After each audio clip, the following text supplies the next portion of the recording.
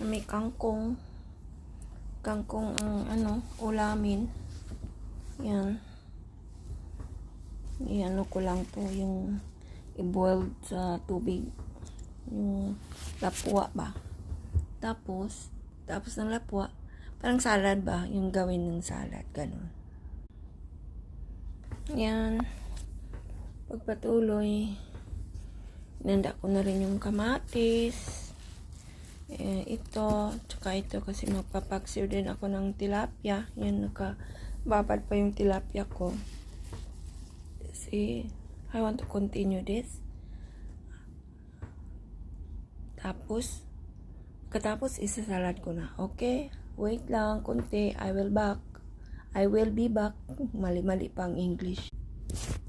Ayan. Tapusin ko lang ito. Ayan. Buti na lang maganda yung kangkong na binigay sa akin ng kasama ko.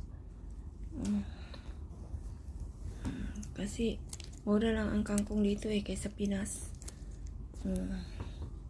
Ito lahat is 220 pesos ito. Ito marami na.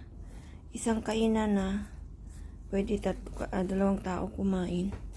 2 person can eat. Diyan daw sa Pinas parang 5 piraso, 10 piso. Grabe ka mahal. Dito mura lang ang kangkong. Ang sibuyas very cheap here in Kuwait also.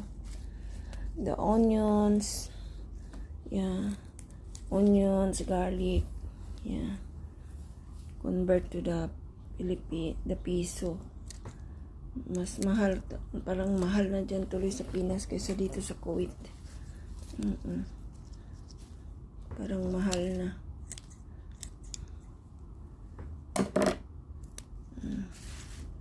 Yan, ilapwa ko lang yan. Tapos salad na. Yan, I make also paksiw, tilapiyang paksiw. Yan. This is the finished product of kangkong. I make salad. See? Salad na kangkong.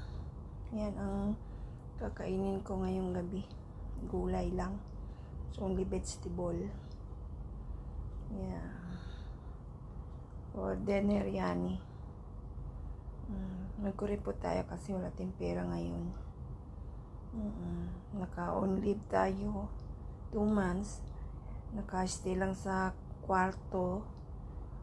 Nowhere to go. Kasi walang pera. Yan lang. Bye-bye. Thank you for watching.